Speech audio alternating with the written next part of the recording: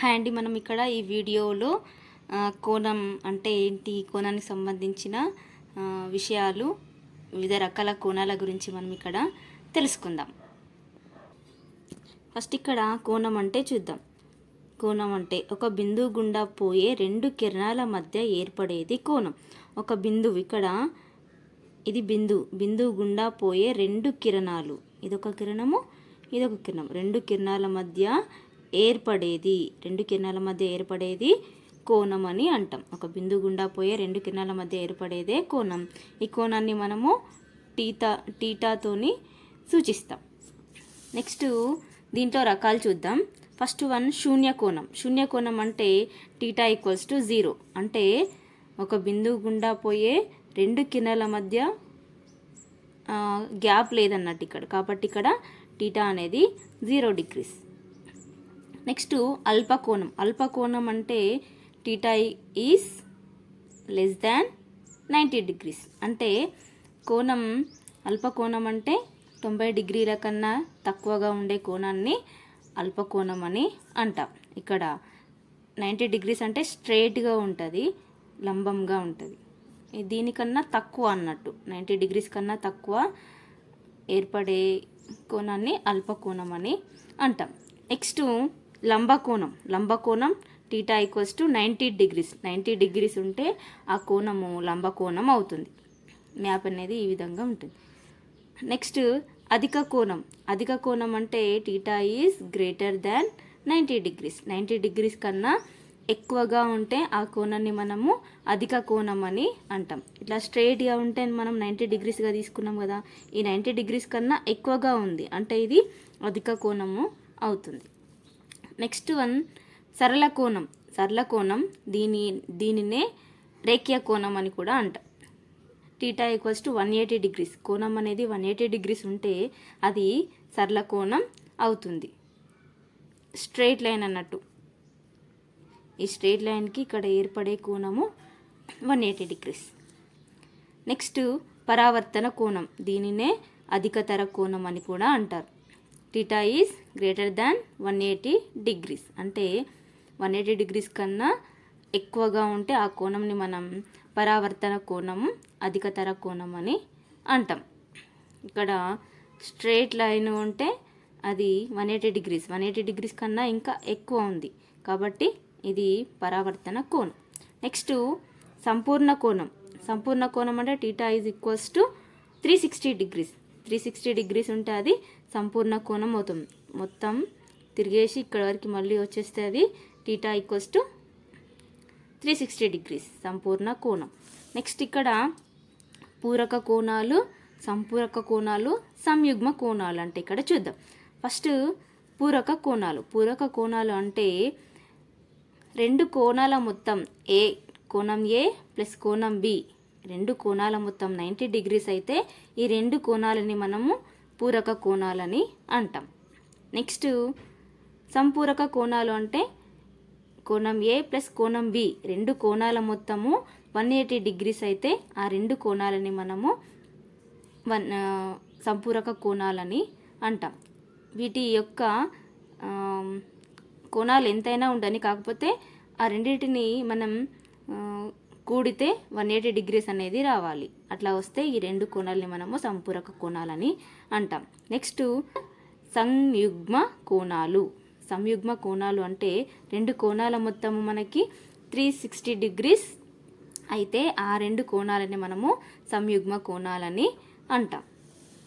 Next ఇంకోటి చూసుకుంటే ఇక్కడ రేఖీయ ద్వయం అంటే చూద్దాం. రెండు ఆసన్న కోణాల మొత్తము 180 డిగ్రీస్ అయితే ఆ జతను రేఖీయ ద్వయం అంటారు. రెండు ఆసన్న కోణాలు అంటే ఉమ్మడి బిందువు ఉండాలి, ఉమ్మడి భుజం ఉండాలి. ఉమ్మడి శీర్షము, ఉమ్మడి భుజం ఉంటే ఆ ఉమ్మడి భుజానికి ఇరువైపులా గల కోణాలని ఆసన్న కోణాలని అంటాం. ఈ ఆసన్న కోణాల మొత్తం టీటా 1 ఇటు సైడ్ టీటా 2 ఈ రెండిటి మొత్తం 180 డిగ్రీస్ అయితే దాన్ని మనము రేఖీయ ద్వయం అని అంటాం.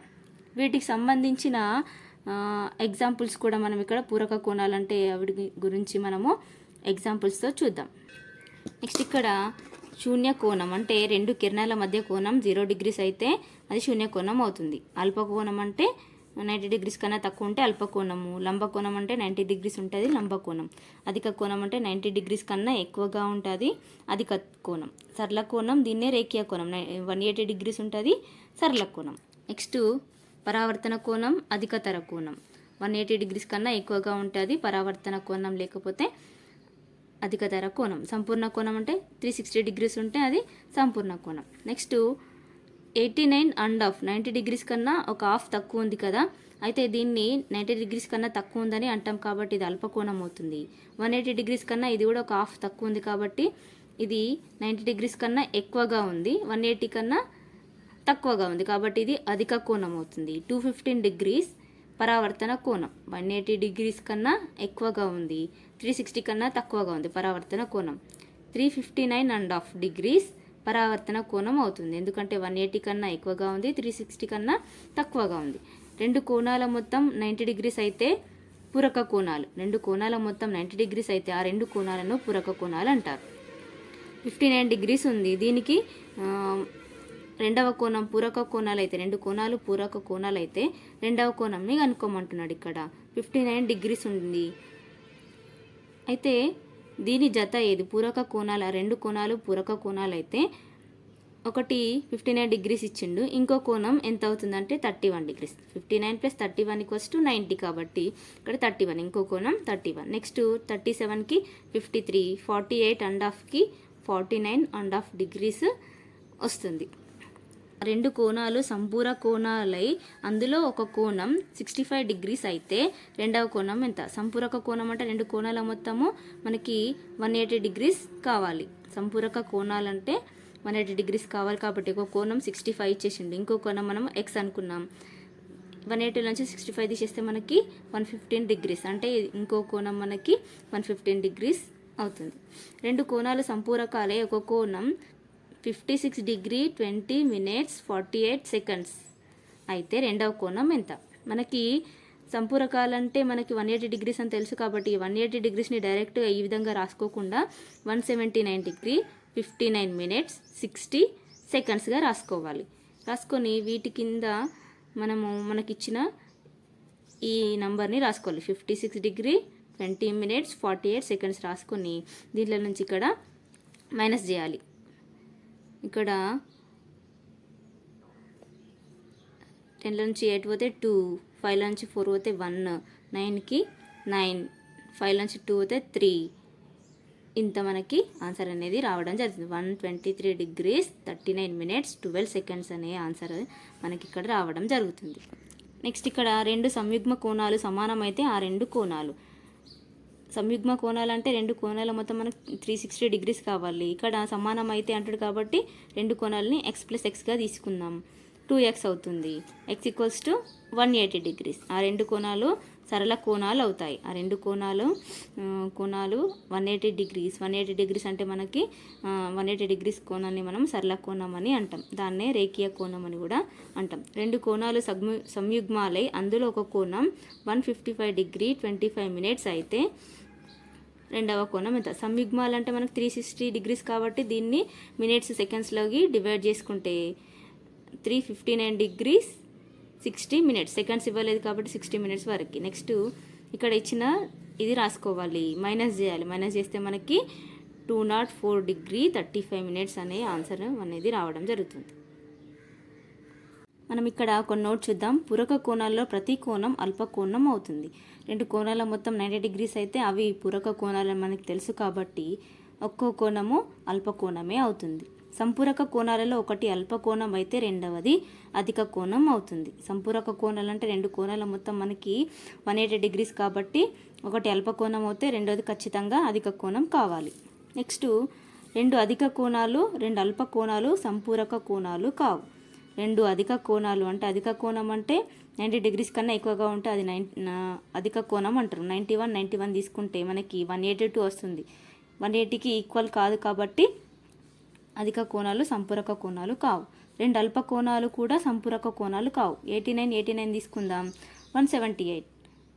కాబట్టి రెండు అల్ప కోణాలు కూడా సంపూరక కోణాలు కావు. రెండు సంపూరక కోణాలు సమానమైతే ఆ కోణాలు లంబ కోణాలు అవుతాయి. రెండు సంపూరక కోణాలు x ప్లస్ ఎక్స్ సమానం కాబట్టి x ప్లస్ ఎక్స్ సంపూరక కోణాలు అంటే 180 డిగ్రీస్ ఉండాలి కాబట్టి ఒక్కో కోణము 90 డిగ్రీస్ అంటే లంబ కోణాలు అవుతాయి. నెక్స్ట్ రెండు పూరక కోణాలు సమానమైతే ఆ కోణాలు ఒక్కో కోణము 45 డిగ్రీలు 45 డిగ్రీలు అవుతాయి. రెండు పూరక కోణాలు x ప్లస్ వై రెండు కోణాల మొత్తం మనకి 90 డిగ్రీస్ అని తెలుసు కాబట్టి ఇక్కడ సమానం అన్నాడు కాబట్టి x ప్లస్ ఎక్స్ తీసుకుంటే ఒక్కో కోణం 45 డిగ్రీస్ అవుతుంది. నెక్స్ట్ రెండు సంయుగ్మ కోణాల్లో రెండు కోణాలు సమానమైతే రెండు కోణాలు ఇక్కడ సమానమైతే ఆ రెండు కోణాలు సరళ కోణాలు లేకపోతే రేఖీయ కోణాలు కావాలి. నెక్స్ట్ సంయుగ్మ కోణాల్లో ఒక పరావర్తన కోణం ఒక అల్ప కోణం ఉంటుంది. సంయుగ్మ కోణాల్లో ఒక పరావర్తన కోణం ఒక అల్ప కోణం ఉంటుంది. రెండు అల్ప కోణాలు రెండు అధిక కోణాలు రెండు పరావర్తన కోణాలు సంయుగ్మ కోణాలు కావు. ఎందుకంటే అల్ప కోణం అంటే 90 డిగ్రీస్ కన్నా తక్కువ తీసుకోవాలి. 85 ప్లస్ 85 360కి ఈక్వల్ కాదు కాబట్టి రెండు అల్ప కోణాలు సంయుగ్మ కోణాలు కావు. రెండు అధిక కోణాలు కూడా సంయుగ్మ కోణాలు కావు. 90 డిగ్రీస్ కన్నా ఎక్కువ 179 ప్లస్ 179 తీసుకుందాం. 360కి ఈక్వల్ కాదు 358 కాబట్టి అధిక కోణాలు కూడా సంయుగ్మ కోణాలు కావు. పరావర్తన కోణం 180 డిగ్రీస్ కన్నా ఎక్కువ తీసుకోవాలి. 181 ప్లస్ 181 తీసుకుంటే 362. 360కి ఈక్వల్ కాదు కాబట్టి రెండు పరావర్తన కోణాలు కూడా సంయుగ్మ కోణాలు కావు. ఈ విధంగా మనము కోణంకి సంబంధించిన విషయాలని రకరకాల కోణాల గురించి మనం ఇక్కడ ఈ వీడియోలో తెలుసుకున్నాం. Thank you.